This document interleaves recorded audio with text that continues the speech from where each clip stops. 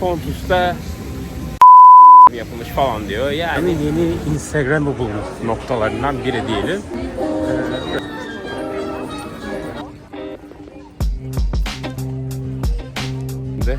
Akropolis manzarası var. Yani bir trap denedik ama maalesef videoyu çekmeyi unuttum.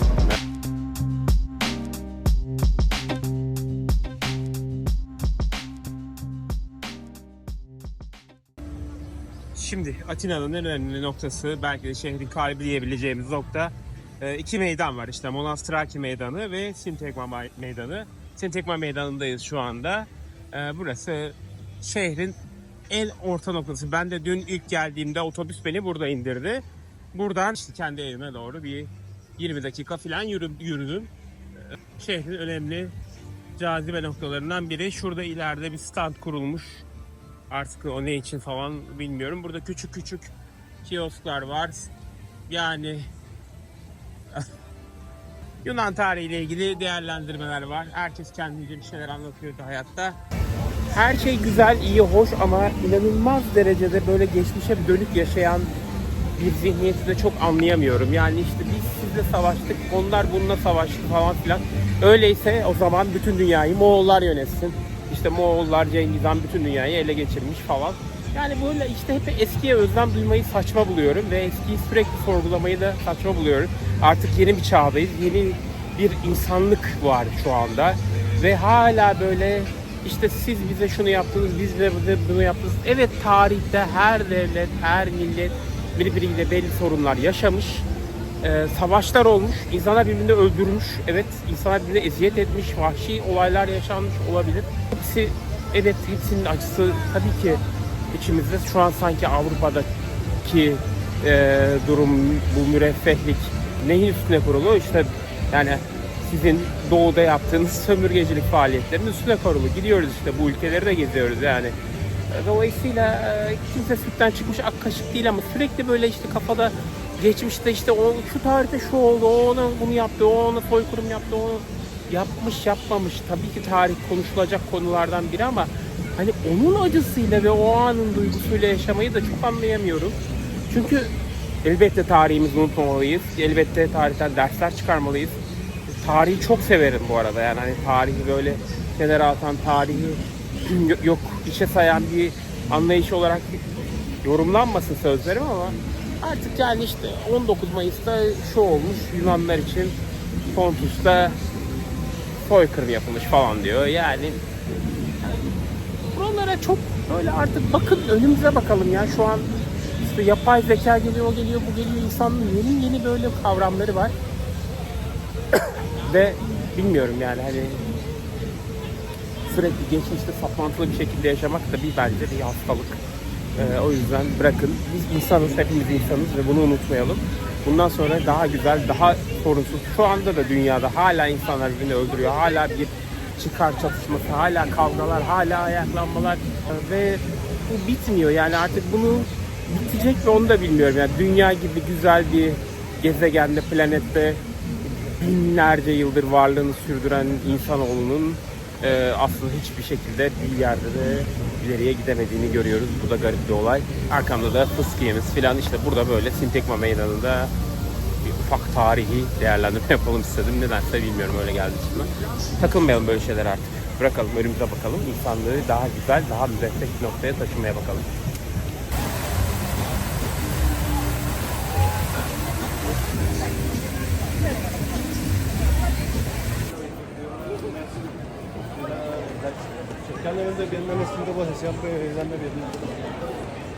Az önce bahsettiğim gibi iki önemli meydan var. Biri Sintigma, biri Monastraki. Şu an Monastraki'ye de geldik. Şurayı da böyle bir etrafı turlayalım. Ondan sonra bu iş burada.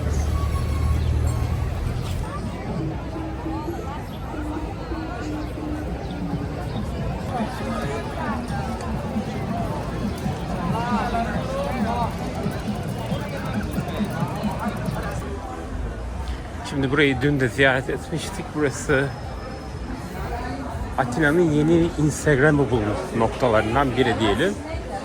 Burası işte çeşitli böyle küçük küçük restoranlardan, dükkanlardan ve kafelerden falan oluşan bir çeşitli kafelerden oluşan bir yer, sağ solu. Rengarenk bir yer işte, çok güzel. Evet.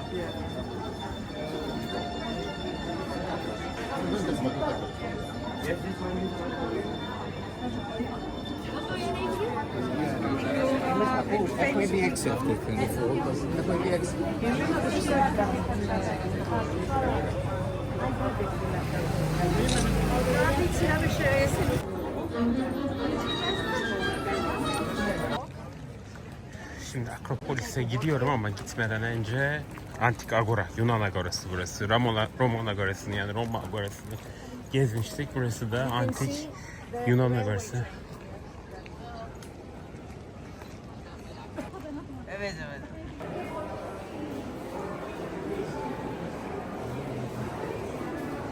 Burası Atolas Stoası olarak geçiyor.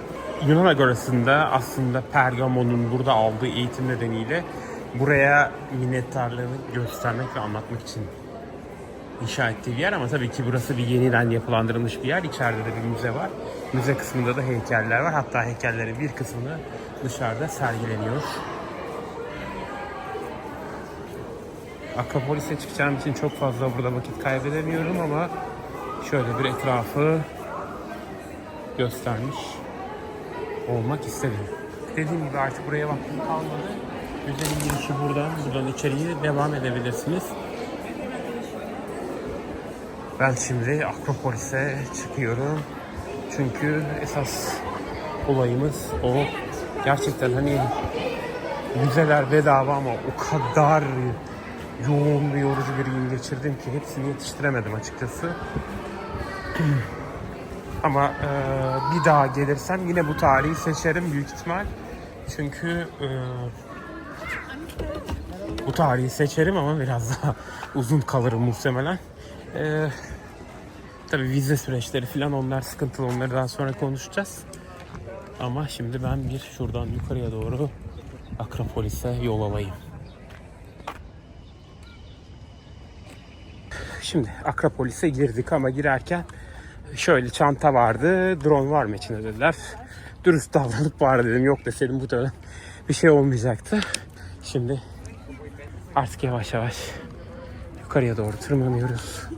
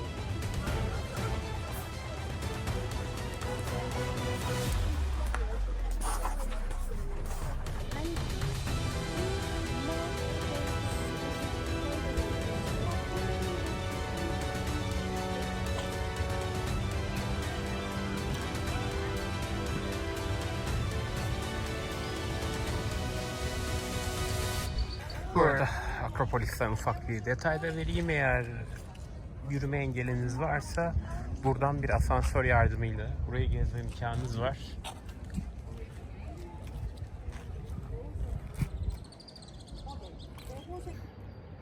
Herkese selam. Bugün Atina'daki son günüm, uçağa gideceğim birkaç saat sonra.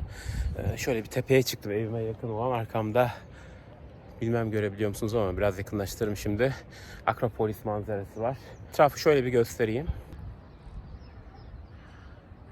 Bu tarz tepeler var. Şu en meşhurlarından biri Lycabettus Tepesi. Buraya çıkamadık, vaktimiz kalmadı. Akropolis'i en iyi gören yerlerden biri. Burası da benim evime yakın. Adını şu an tepenin bilmiyorum. Yazarım alta. Akropolis de böyle gözüküyor işte arkadaşlar. Şimdi Strefi Tepesi'ni ziyaret ettikten sonra ve çekimlerimizi tamamladıktan sonra krep yemek için bir yere geldim. Daha doğrusu kahvaltı etmek için ama krepleri de meşhurmuş. Arkada adını görüyorsunuz. Aguranzin diye bir mekan.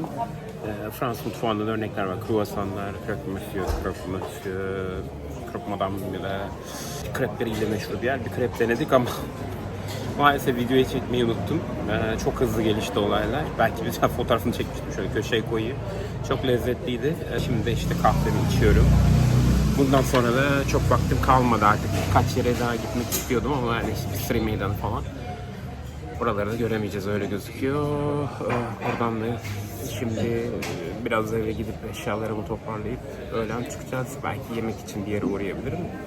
Ya şu anda çok aç değilim tabii ki ama bakacağız. Güzel Atina, 2 gün yetti mi? Daha doğrusu 2 gün de değil, 1,5 günüm falan geçti burada açıkçası. Yetmedi tabii ki ama çok verimli kullandık. Birçok yeri gezdik.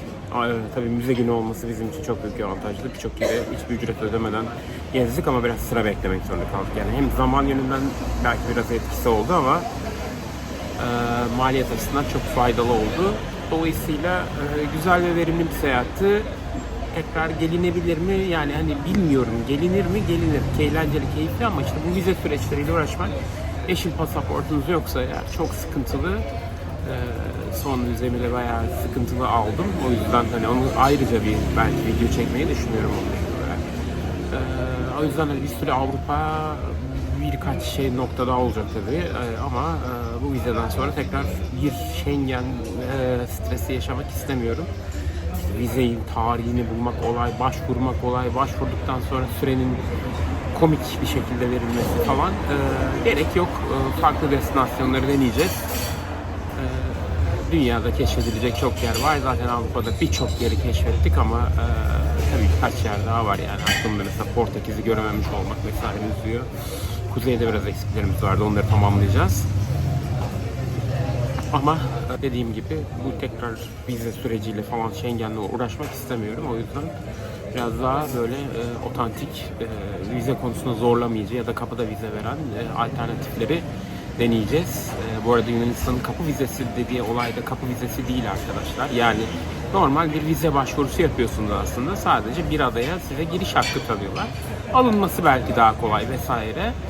Yani Schengen gibi daha teferruatı yüksek olan bir yani değil ama sadece tek bir adaya gidip geri dönüyorsunuz falan filan. Sanırım bazı cruise turları birkaç adayı gezdiriyor falan, onu bilmiyorum ama kapı vizesini kabul eden yerlerde. Onun teknik detayına çok hakim değilim ama Schengen süreciyle bir kere daha uğraşmak açıkçası istemiyorum.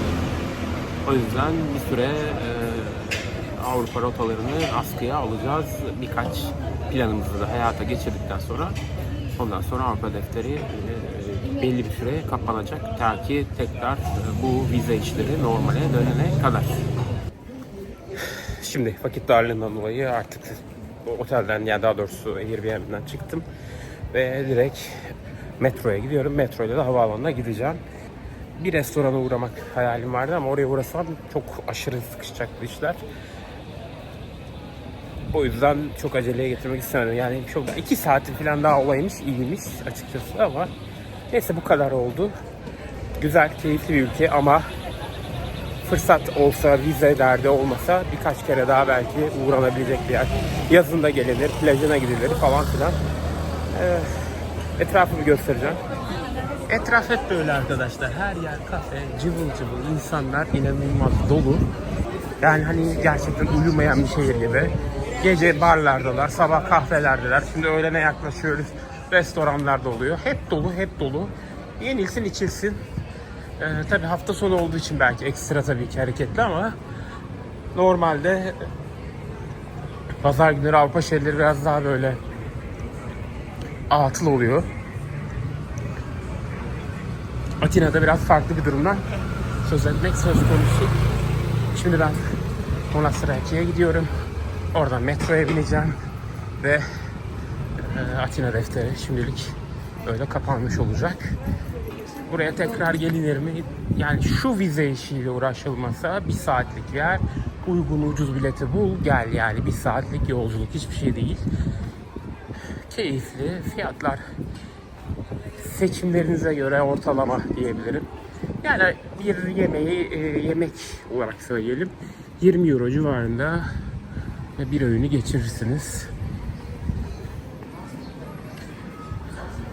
Sabah işte bir kafeye gidiyorsanız bir 5-10 euro bandında kahvaltı işini halledersiniz. Kahvesiyle beraber kahvaltıyı 10 euroya falan alırsınız. Yemeği de işte 20-25 euro, en fazla 30 euro. 2 kişi geliyorsanız porsiyonlar çok büyük, bölüşmek avantajlı. Bakın dediğim gibi her yer dolu, cıvıl cıvıl. İnsanlar yiyor, içiyor. Bir zevk şehri, sefa şehri diyebiliriz. Şimdi bugün burada bir de bisiklet yarışı olduğu için bütün böyle her yerde kapanmışlar ara ara yolları ama açılmaya başladı Allah'tan. Neyse, sıkıntı yok. Şimdi hallediyoruz.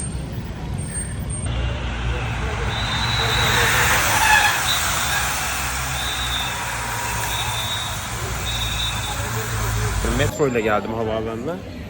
Monastraki'den binen trene biniyorsunuz ama bütün trenler gitmiyor. Yaklaşık 25 dakika arayla bir kalkan trenler oluyor. Onlarla gidebiliyorsunuz. Dolayısıyla onu bekledim. 3'te de buradaydım. Zaten şu anda uçağımı bekliyorum. Yani şöyle söyleyeyim, Monastraki meydanından buraya gelmem 1 saatin biraz üzerinde sürdü. Ama bir önceki treni 1 dakikayla kaçırdım. O yüzden hani 1 saatte varabilirsiniz iyi ayarlarsanız. Bilginiz olsun. Evet, bu yolculuğun da sonuna geldik. İzlediğiniz için teşekkür ediyorum.